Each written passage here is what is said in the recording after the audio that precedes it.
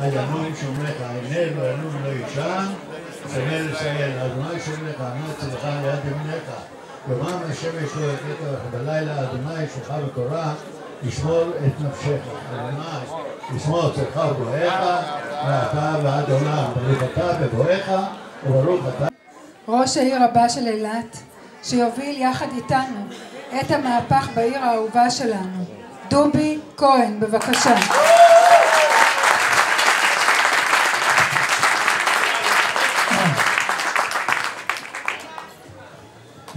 ערב טוב לכולם, חבריי היקרים.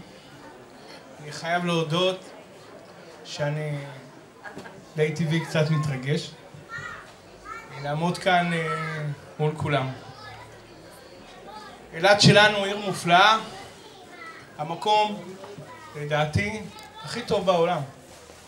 אני אוהב את אילת, אני אוהב את תושבי אילת, האנשים פה,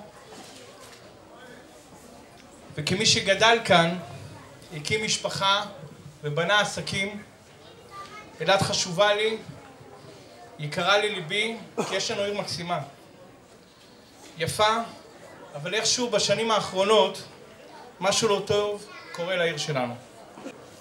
גם לנו מגיע שינוי, גם לנו מגיע חשיבה חדשה, אחרת, גם לנו מגיע דרך חדשה בעיר הזאת.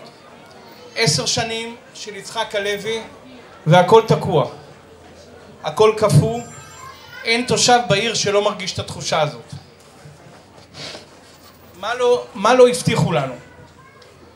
הבטיחו לנו מפעלים, הבטיחו לנו בתי מלון, הבטיחו לנו חינוך מצוין, הבטיחו לנו שינוי באיכות שירות לתושב, הבטיחו לנו מנהל תקין, הקשבה לתושב.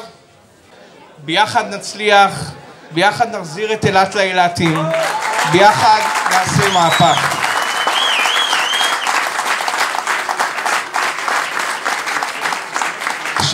עכשיו החלק הרציני.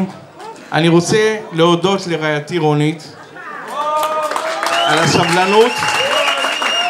הסבלנות, על הגיבוי ועל השקט הנפשי שנתת לי. אני מאחל לכל איש ציבור אהבה. ביישנית.